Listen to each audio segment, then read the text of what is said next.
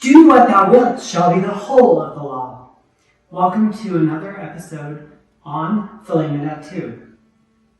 Today, we're going to be covering the very basics, including some demonstrations of the I Ching. Now, before I get started, I want to say thank you everyone for watching the channel. And if you are someone who enjoys these videos, we would much appreciate a like or a subscribe.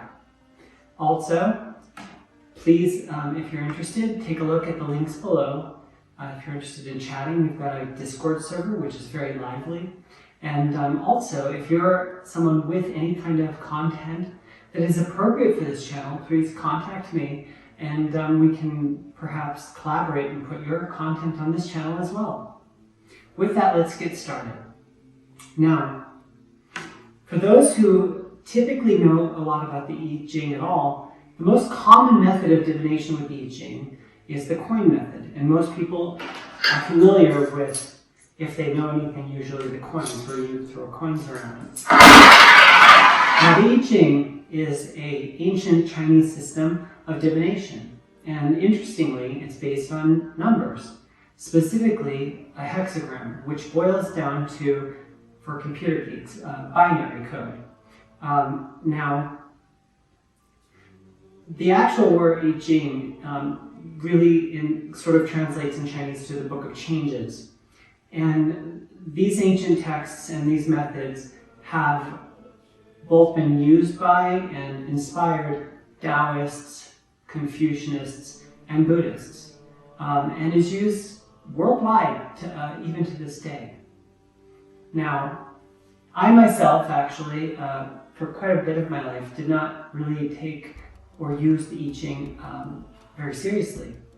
However, over the last number of years, I've actually started to use I Ching more often than I used to before. And there's a few reasons for that I'll get into. But first, I'm going to give a broad overview of what we're going to talk about today. So I'm going to actually walk gently through the three types of ways of doing this. Why one would choose one type over another, and there's probably other types as well that I'll mention. I will sort of walk through what's going on, and I'm going to do a sample reading using the classic and sort of ancient Yarrow stick technique. Now, the Yarrow technique will take a little bit of time, as you will see. However, I actually believe that it is proper for this video to do the Yarrow method in full. Thus, I'm going to put, and I'm not sort of encouraging people to skip things, because certainly if you're going to do this on your own later, you're probably going to want to refer to a book or something like that for the specifics of the method. Even though I'm going to explain it, I highly doubt anyone's going to master it just by watching me do it. However, there is going to be a point during the Yarrow method where things will take a little bit of time, and if you're the type of person who is impatient, you can definitely fast forward through some of that Yarrow portion to get to the end where we've got some conclusions and other information. So, what is the I Ching? Well, the I Ching is a way of randomly generating numbers. In specific, we're going to be generating 6 lines. These lines are grouped into parts of 3, which are called trigrams. Each line can be a mature yang or yin, or an immature yang or yin. Then, once we've constructed 6 of these, we have a hexagram. Now, in the I Ching, the actual book, there are elaborate descriptions. It depends on which book you get. I'm going to recommend a book later, the one I'm using here for the demonstration, as one of my favorites, but there are many books, and essentially each one of these hexagrams has a sort of divinatory purpose to it. So one would ask a question, do a bit of the meditative work internally, then generate the hexagram, however and whichever method is used, and then go ahead and look at that hexagram. It's going to have a bunch of information about that situation or that question which was asked. Sometimes there will be something called a moving line, and sometimes there will not. If there is no moving line, it indicates essentially either stagnation or no change from that hexagram. And so if you have a bad situation and no moving line, you're going to have to work your way through that one. However, if there is a moving line, and I'll describe briefly later how you get those, if there is a moving line, then you're going to essentially morph that hexagram into a second hexagram, which is more of sort of the result or what you should be looking or anticipating after this. And I will say at the beginning, this is not intended to be a very deep dive into the I Ching. A full class on the I Ching, omitting an actual demonstration, could take 2 hours or more. I'm just essentially giving a rough overview and a demonstration because I thought it would be fun to do. Now for myself, I don't use divination as much as some people, and in the past I usually used tarot for divination, although primarily tarot for me is a meditative tool. However, I will say that the benefits of the I Ching when one wants to do divination are many. One is, there's just something, especially when you use the Yarrow stick method that I'm going to demonstrate, that's very much more meditative and gets the mind into a certain mind space for this type of thing. And secondly, the I Ching is far less likely to allow the human mind to interpret patterns that are not there. With the tarot, although it can be fairly accurate in the right hands, people can sometimes find themselves looking at the cards and trying to find the meanings that they want in those cards and not what they're saying. The I Ching is a little bit more blunt, and so it's less likely to be interpreted in a way that is what you want, and sometimes people need to get harsh advice. With that said, I'm going to get started. And before I actually get into the Yarrow method and how that works, which I'm going to review fairly completely, I want to basically just open this up as I would any kind of thelemic thing, doing something silly. Because a little bit of levity is always good and it's not entirely silly. I'm going to do a 3-5-3, which is a thelemic knock on this bell, which is a bowl.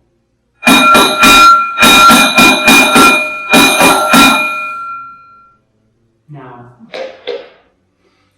the first method, and the most common method people usually use for doing I Ching, is the coin method. And you can do this with any coins. There are, of course, Chinese coins, which are the ones with the square hole in the middle.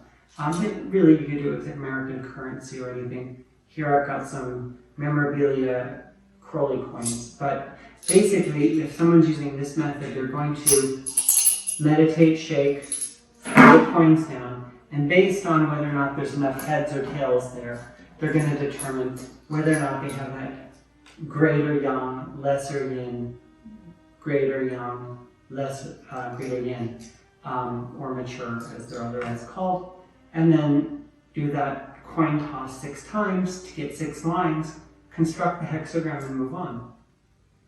Now, Aleister Crowley was famous for using a version of this that he did himself, which included sticks. And these sticks were essentially had various symbols on them, and he could throw the sticks all at once and get essentially a whole hexagram in one go. So what I have here are an approximation, although they're not identical, to Crowley's I Ching sticks, which, as you can tell, if I had to put those coins down 6 times to get a hexagram, that's going to take a little bit of time. That was a little quicker. Now, the reason I have these here today actually is not because I'm going to be using them. I wanted to mention them because I think it's an interesting historical footnote for Thelema that Crowley used these, and I'll explain why in a second. But I have them here today because I actually use these in lieu and instead of actually keeping a piece of paper and a pencil handy, because if I didn't have something like this, I'd have to actually, once I generate each hexagram, I'd have to write it down. I can actually just denote those with the sticks. Now, in this bag is the most traditional method. And in ancient China, Yarrow is a plant, And these are stalks of the yarrow plant. These have been specifically dyed this color. They don't grow this color. I did actually plant some yarrow in my backyard. It has not yet grown big enough to be harvested, and who knows if it ever will be. I did buy these, and they're about the right size, which is kind of nice.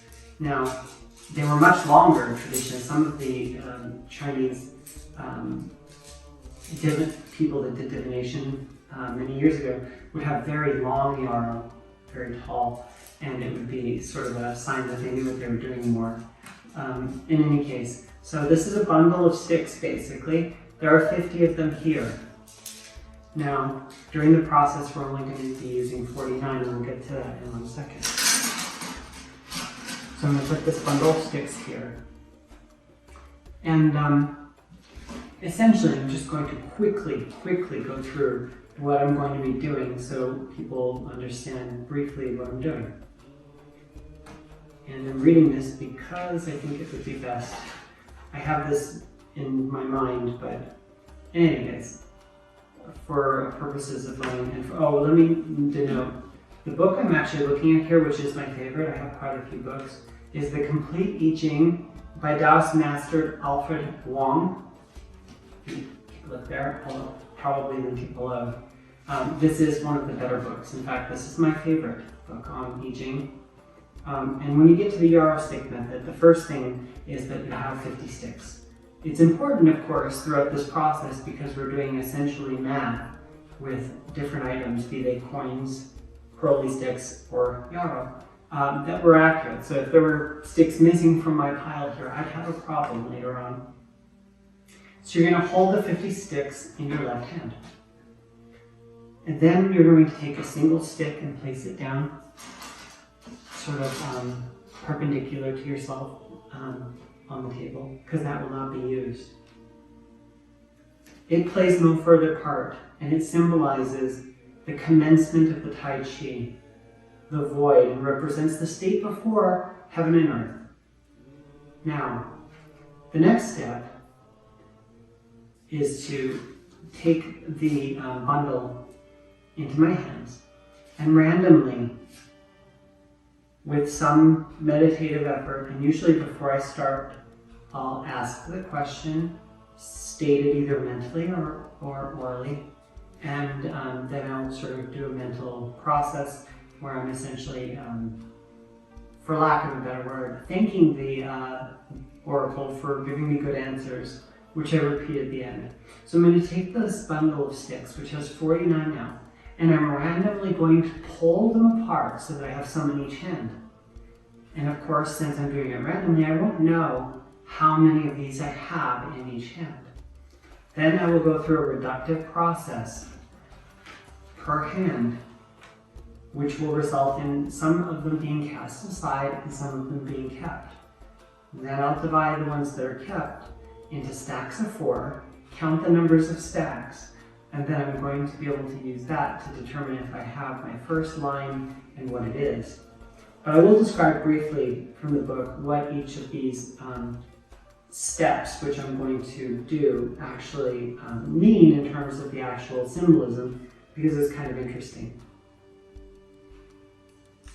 So you divide the remaining 49 stalks into 2 bundles at random, 1 in each hand. And these bundles symbolize heaven and earth. The left represents heaven, and the right represents earth.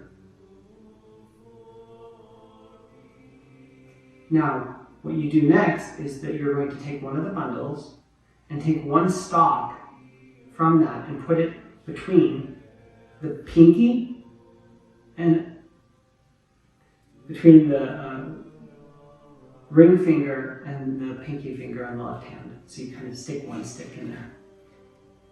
This stalk that is representing humanity, heaven and earth and humanity are considered the supreme powers of the universe. Then you take the remainder of those sticks, 4 at a time, until you're left with 4 or less. Those 4 or less will go between the next fingers.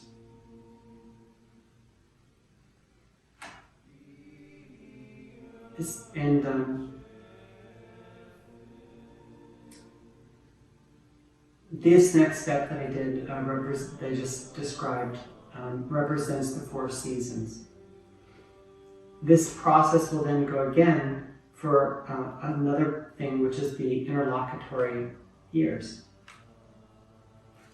Essentially, after that process is complete, as I've denoted, and I'm going to demonstrate it, one will basically be able to get how many stacks are left, decide what line you have, and the lines of I Ching go from low to high. So as I'm writing these down or putting the sticks, I'm going to start putting them on top of each other.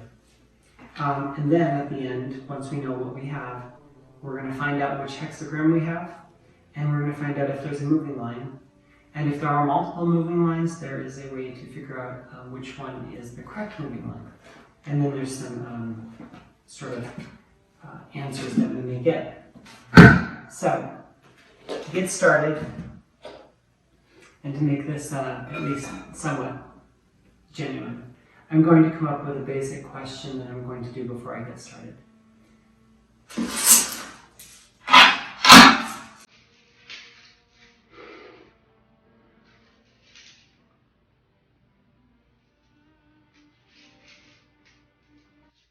And although this is not my habit to do divination for divination's sake, and I certainly could just do this as a process, but I think that it'll be better to do this as being silly. But the question I'm going to ask is, will more people, or should more people,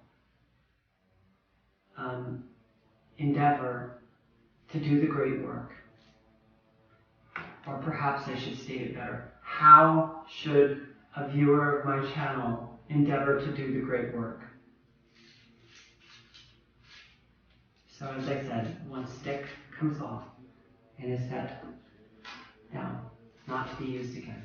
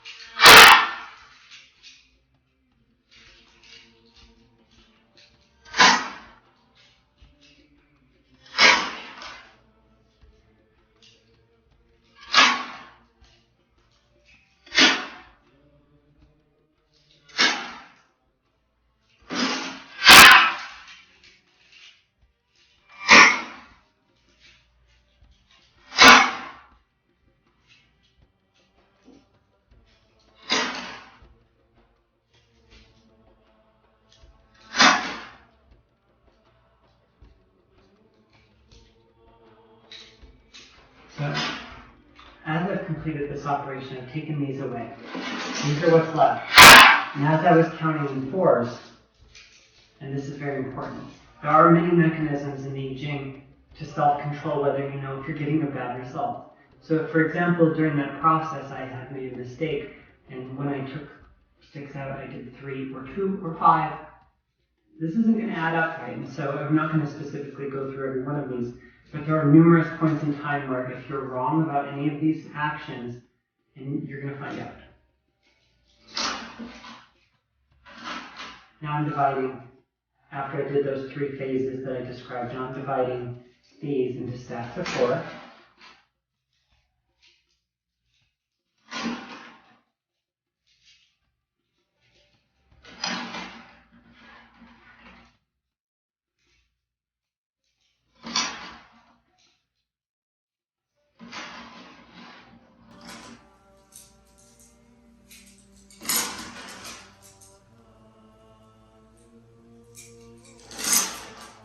Now I count the stacks of 4. And that gives us a 9. And a 9 is a greater young, which is a solid line with a circle. So that will be our first line. Then I take all of the remainder, except for the one that we took out at the beginning. And I'm going to repeat this process 5 more times. And although I did actually think about omitting this because it takes a little bit of time, I want to point out now why someone would use this method when coins, there's even like tarot deck looking things that do I Ching. The problem is this, mathematically, when one is using these sticks to generate these lines and these hexagrams, the statistics and probability is very specifically different than if someone is using crowley sticks, coins, or some sort of card-based system. And the only the ones that are done with some deck of cards that I've seen don't even really do moving lines properly, so they're completely improper, at least the ones I've seen. In terms of being accurate to divination, the Yarrow stick method traditionally is the best because it is the most faithful to the actual statistics. In addition to that, it's got more, you have your hands on these sticks, you're moving them, you're meditating as you're doing it, you take your time. When you do the cuts and the lot and all of this, you're sort of more in the process. And there is a meditative aspect which is helpful.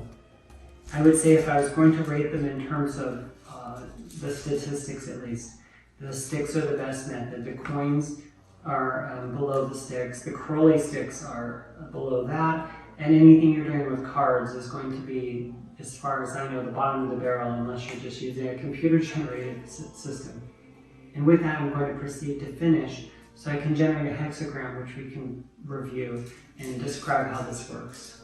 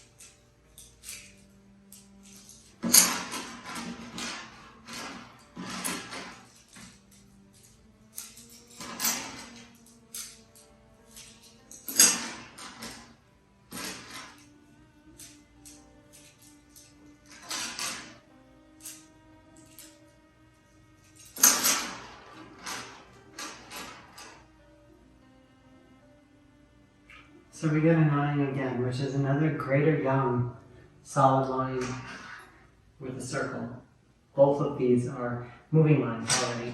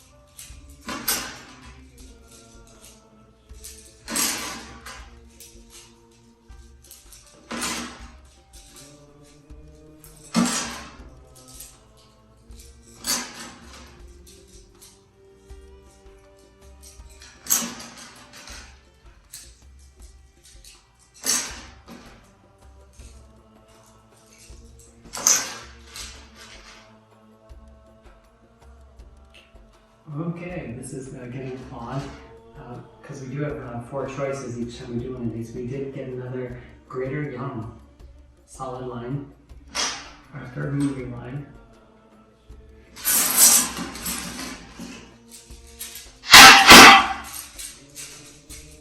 It's a very interesting trigram, which is what we've just generated. Half of a hexagram is a trigram.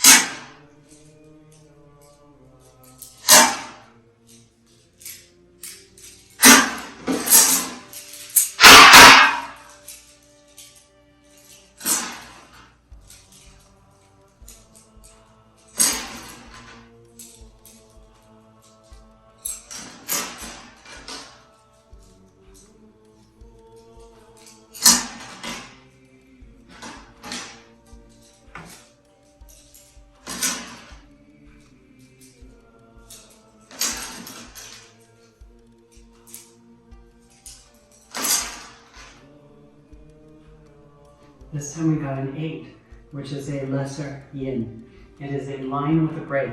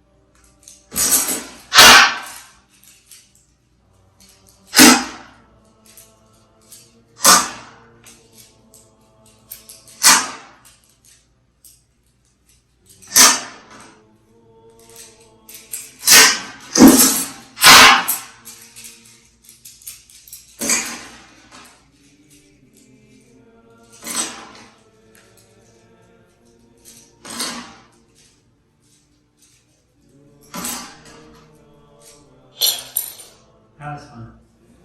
So I've been doing this very quickly, actually, as you can tell.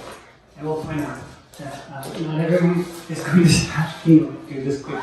And the fact that one of these sticks just flew out of my hand is actually pretty common as you're doing this. You get better over time. Did not expect to do that, but whatever. The good thing was it went over there and not into something that I didn't know where it was, because then I can retrace my steps. And also, as I said, since I'm dividing by 4, if there was only 3 in a pile here, I'd know I did something else wrong. And I did not. So here we got 8 again, which is another lesser yin. a line with a break. And we are one line away from having a hexagram.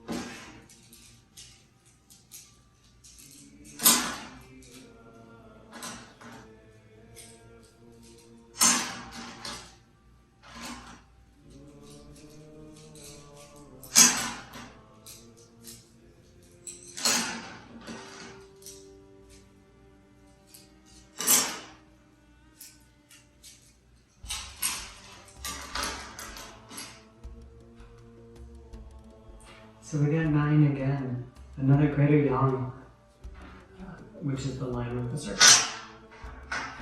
So now we've actually constructed our hexagram. So what we do is, I'll take the steps, essentially do something internally to say thank you for being accurate, and I can put them away. Once we've generated the hexagram, we're ready for the interpretation phase, which can happen at any point. Now, at this point, I'm going to talk about how one would find this. Every book is different. This one has a handy index in the back. And so what I would look for in this index in the back, there's a little table. It's based on the 2 trigrams. So my lower trigram are 3 greater yang, which are essentially solid lines. Although they have the circle because they're mature or greater, they're still solid lines. So by looking at the lower trigram and finding the one that has 3 lines, and then the upper one, we've got broken, broken, unbroken. And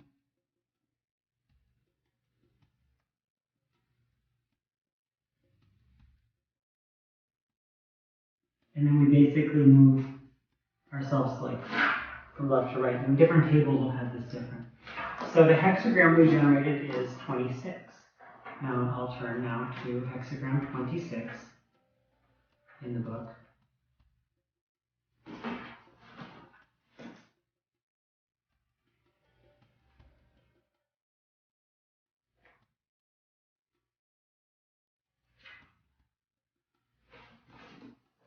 Now, of course, since I've already looked this up on the index, I'm still going to look at the picture to make sure that all of that is what it is, and it is. And this one's pretty easy. Usually, the moving line rules can get a little more complicated. And just for reference, I'll tell people what the moving line rules are. Essentially, if there are 2 moving lines, a yin and a yang, consult the yin moving line. Well, here all of our moving lines are yang, so that's not an issue.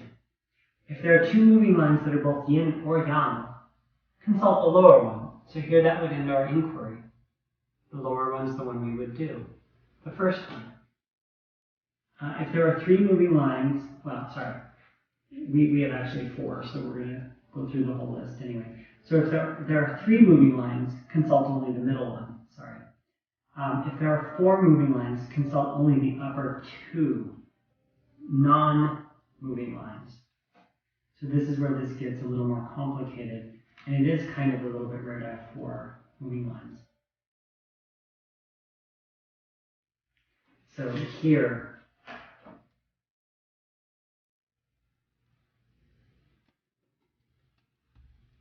we're going to actually, basically if there's 4, I misspoke, we're going to swap it. So instead of going for number 1, we're going to do 6.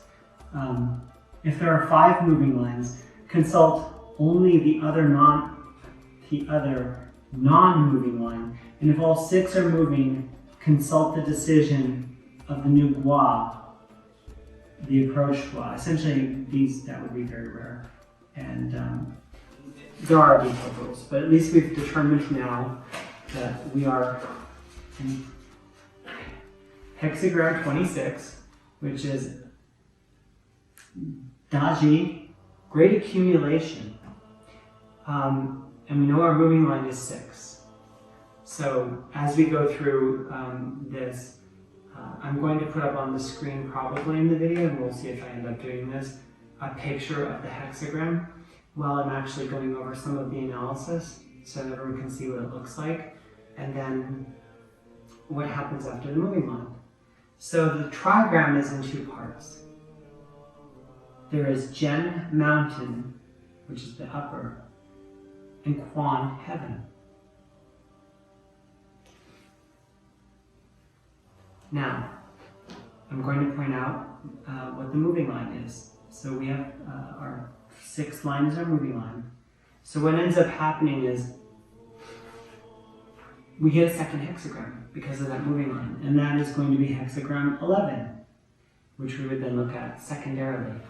So now clearly this book is good for many reasons, but one would generally look at what the question they asked is, find the hexagram. There's a thing in here called decision. There's background text about what the symbols mean. So you can kind of go as deep as you want. There's additional commentaries, significances. There's many pages, and it even goes into each of the lines, which you look at specifically,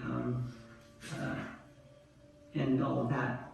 So in any case, with that being said, I'm going to put an image of this hexagram and the next hexagram up on the screen as I go through this analysis, so that people can look at something other than me while I'm talking about this. And then we'll come back for a final part of the video where I say thank you. So what you're looking at on the screen right now is a zoomed in picture of what's on the table in front of me. These are the sticks I was discussing. And in a second, I'm going to actually convert over and show the hexagram in its sort of normal form without showing the differentiated mature and immature lines. But before I did that, I wanted to be able to A, show everyone what the sticks actually looked like, and also allow you to get a good look at where those moving lines were. And with that, we're going to go over to a more generic form for hexagram 26 and discuss it. Hexagram number 26, Dazhu, great accumulation. In Chinese, Da means great and Zhu means accumulation. Thus taken together, Dazhu is great accumulation. Dazhu is the inverse of the preceding gua, without falsehood. Great accumulation refers to one's virtue. If one is truthful, naturally one accumulates virtue. The name of the gua consists of 2 Chinese characters. The first character is great, and the second character means to rise livestock or to store up something. In Chinese, the term storing up can be applied to things, nourishment, or virtue, and in terms of this gua, it is virtue. There are 2 ideographs that demonstrate the meaning of this gua. The first denotes great. The ancient Chinese, as has been mentioned earlier, believed that heaven is great, earth is great, and human beings are also great. Thus, the ancients employed a picture of a human to represent greatness. The picture above is of a person standing upright with arms and legs wide open, showing his greatness. The second picture consists of two parts. The lower part represents a field, and the upper part stands for two piles of grass stored one upon another, with the corner over the top. This ideograph provides a picture for storing up or accumulation. What you're seeing on the screen right now is that pictograph for hexagram 26. Now we'll go on to the actual hexagram. Now we turn our attention to the actual hexagram 26 image, which you will see now. Sequence of the gua. When the truthfulness is present, accumulation is possible. Thus, after without falsehood, great accumulation follows. When the yielding line at the utmost place of needing is interchanged with the solid line at the fifth place, needing alternates to great accumulation. It is a sign of great virtue that one at the uppermost place lets one at the fifth place take over his place and stand above him. This is the spirit of great accumulation. The structure of the gua is mountain above, heaven below. It presents a picture of heaven set between the peaks of the mountains. The ancients saw the clouds in heaven accumulating rain between the peaks. This kind of accumulation was considered great. Furthermore, the inner gua, quan, heaven, the symbol of the pure yang. Quan is the yang gua. The outer gua is gen, mountain, and gen represents the youngest son and is also a yang gua. Yang represents great. Thus, the ancient Chinese termed this gua great. In the I Ching, when there are two yin lines and one yang line in a primary gua, it is a yang gua and vice versa. Now we reach the decision. Generally, great accumulation favorable to be steadfast and upright. Eat not at home. Good fortune favorable to cross great rivers. Commentary on the decision. Great accumulation, strong firmness, substantial sincerity, and brilliant light. He renews his virtue daily. The firm ascends and honors the virtuous. He is able to keep his strength still. This is great and correct. Eat not at home, good fortune. People of virtue are nourished. Favorable to cross great rivers, he corresponds with heaven. Now, there are additional commentaries that can be dug into in fairly infinite depth. In one book, not infinite, but there are many sources. Now, because the sixth line was the moving line, there's a little bit of additional text that will have some additional meaning for this one. Top 9 line, how obstructed heaven's thoroughfare is, prosperous and smooth. How obstructed heaven's thoroughfare is. The way is grandly open for advance. Now, basically, the other thing we can read on this particular one stores up energy to release it and accumulates wealth to do something important. If accumulation and spending occur at the same time, there will be no accumulation. The uppermost line of this gua represents a situation where accumulation of wealth has been great and the accumulation of wisdom and virtue have been abundant. It is time for releasing one's creative energy, and by following the way of heaven, the path grandly opens for one to advance. So the next step, now that we've actually essentially read a little bit about this gua, and now we would basically think back to the question that was asked. And of course, in the I Ching, a lot of the things that we're reading are symbolic. And so, we have to think about taking the question about the great work in this case and applying it to this decision. And everybody should do that for themselves, but I'll give a couple examples. So, for example, in the decision, it talks about great accumulation. It talks about strong firmness. It definitely takes a firm foundation upon which to do any of our ritual work or to follow the great work and succeed. It also talks about renewing virtue daily. We can't just do the great work on a weekly or monthly or yearly basis. It is something to do every day. Keeping strength applies. So, but it does essentially have this accumulation, talking also about spending. And it could be referring to things like not using energy for things that aren't directed towards that work. But generally speaking, this is a very good gua for that question. And this is the part where typically I would read all of this in depth, because obviously, other than a couple of the gua who have special significance to me, you don't generally memorize every single one and every commentary. And then you meditate on this stuff, maybe over a few days. And so that's where we're done with this particular gua. But, as I indicated, there's a moving line. The moving line is going to tell us another hexagram that will be related to this one in a sense, either as a consequence or in the future. It's the change in this book of changes from one to the other. And so both are important. And now that we've finished speaking about hexagram 26, we will go to hexagram 11 next. When we follow the moving line, we follow it to hexagram or gua 11, Tai, advance. Tai is one of the most auspicious words in the Chinese language. Originally, it meant more than or most. It generally indicates a condition of being more than great. Tai also means peace, safety, security, good health, or it suggests progression, proceeding, advancing. Both Wilhelm and Blofield translate Tai as peace. In this book, the word advance is adopted. The ideograph of Tai consists of two parts.